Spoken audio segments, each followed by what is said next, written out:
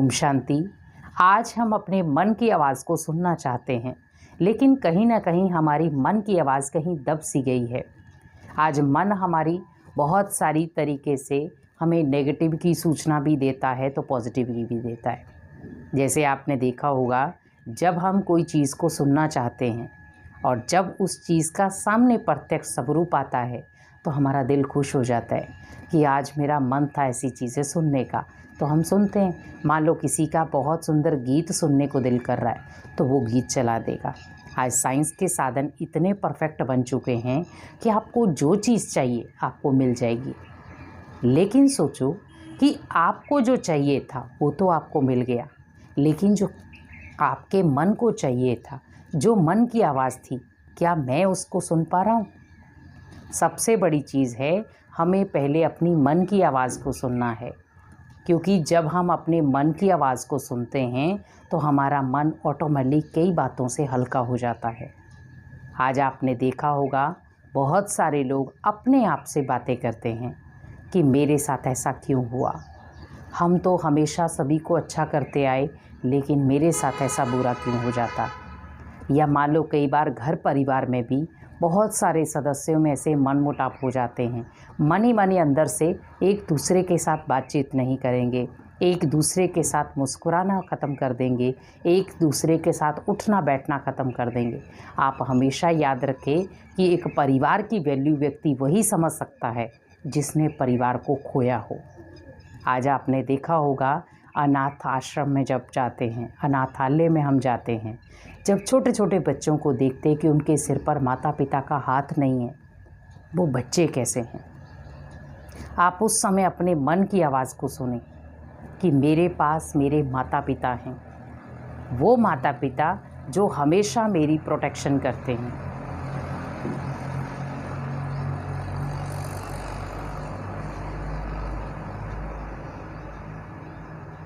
वो माता पिता जो हमेशा मेरी प्रोटेक्शन करते हैं, मेरा अच्छा बुरा मेरे को बताते हैं, मेरे खान पान का ध्यान रखते हैं, मेरी सोने का ध्यान रखते हैं, मेरी चीज़ों का ध्यान रखते हैं। उनका ध्यान कौन रखता है?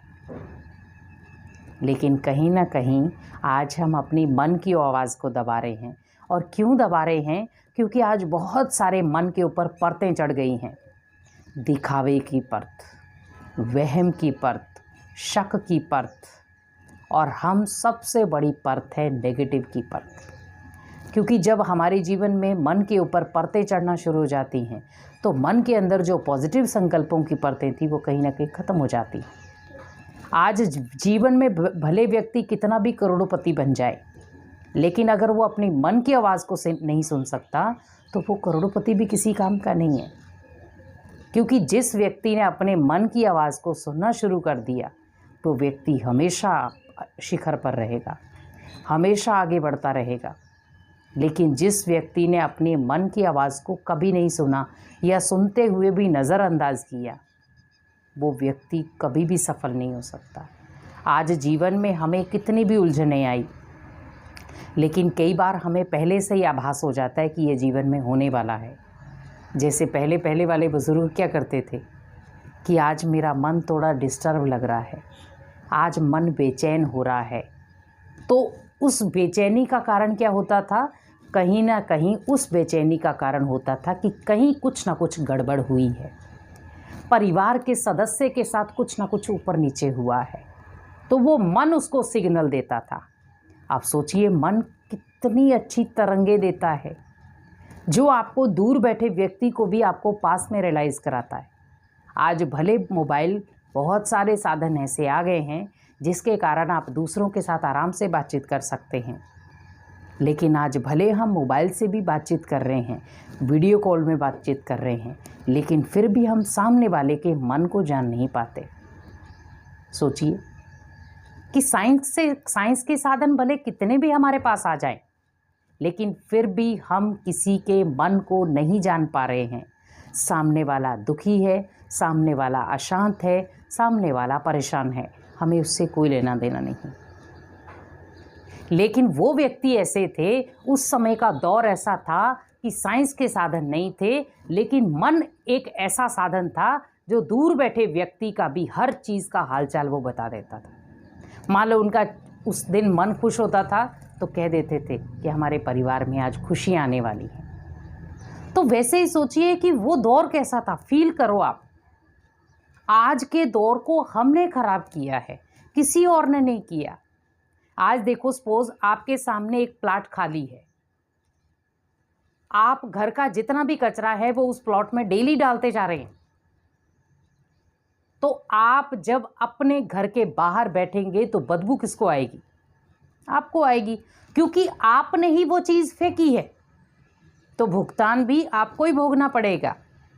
लेकिन एक तो आपने उस बदबू को सहन किया, दूसरा मच्छर आए तो बीमारी को सहन किया, तीसरी बात है अगर उसके कारण कोई ट्रेजेडी हो गई तो भी आपने उसको सहन किया, चौथी बात है कि वो व्यक्ति जब अपना मकान बनाएगा, अपने प्लाट को जो भी आपने कचरा डाला है, तो पहले संकल्प क्या करके, लोगों को इतना भी पता नहीं है कि दूसरे का प्लाट है, उसके बीच में कचरा नहीं डालना चाहिए।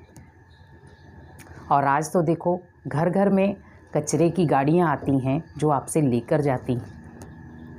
इसीलिए सोचो कि भगवान भी हमारे से कचरा लेने आया है, हमें अपने मन का कचरा देना है।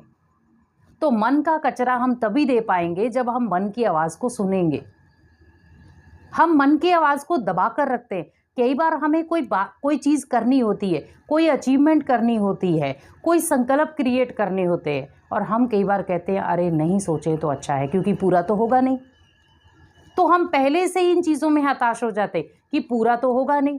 पहले ये सोचो कि आपने जब ये संकल्प रचा कि ये पूरा होगा नहीं, तो सोचिए कि आप अपने बारे में क्या सोचते हैं। क्यों नहीं होगा पूरा? अगर मैं दृढ़ संकल्प करूंगा, मन से दृढ़ता रखूंगा, तो वो पूरा होगा। ये हो ही नहीं सकता कि वो पूरा ना हो, क्योंकि मैंने जब तक अपने मन की आवाज को नहीं सुना था तब तक वो पूरा नहीं होता। लेकिन मैंने जब अपने मन की आवाज को प्रॉपर सुन लिया तो वो पूरा होगा। पहली बात है, मुझे दूसरों को नहीं देखना है, मुझे अपने मन की चेकिंग करनी है, क्योंकि मन आपका सच्चा मित्र है। अगर मैंने अपने मन को सच्चा मित्र बना लिया तो दुनिया के हर क्वेश्चन का हल आपके पास है। अगर आप डेली अपने मन की आवाज को सुनना शुरू हो गए तो आपको किसी के भी चीज़ों को सुनने की ज़रूरत नहीं पड़ेगी। आज दुनिया की हर प्रकार के ताने या बातें क्यों सुन रहे हैं हम? क्योंकि हम अपने मन की आवाज़ को कहीं ना कहीं दबा रहे हैं। इसीलिए कोशिश करें कि अपने मन की आवाज़ को दबाने से अच्छा ये है कि हम कुछ करके दिखाएं, क्योंकि हमारा मन एक बहुत सुंदर एक शीशे की तरह क्लीन है। आप जो उसमें डालते जाएंगे गंदगी वो लेता जाएगा, और अगर आप उसको सफाई से रखेंगे, स्वच्छता से रखेंगे, तो आपको हर चीज़ एक आईने की तरह साफ नज़र आएगी। चेकिंग आपको करनी है, चेंज आपको होना है, क्योंकि मन आपका है। इसीलिए हमें किसी को भी देखने की ज़रूरत नहीं है कौन क्या करता है, कौन क्या करता है। बस इतना याद रखें कि मैं सबके लिए क्या करता हूँ, क्योंकि जब हमने ये चीज़ ध्यान रख ली कि मैं सबके लिए क्या करता हूँ, तो ऑटोमेटिकली वो चीज़ें मेरे लिए बहुत वैल्यूएबल हो जाएंगी।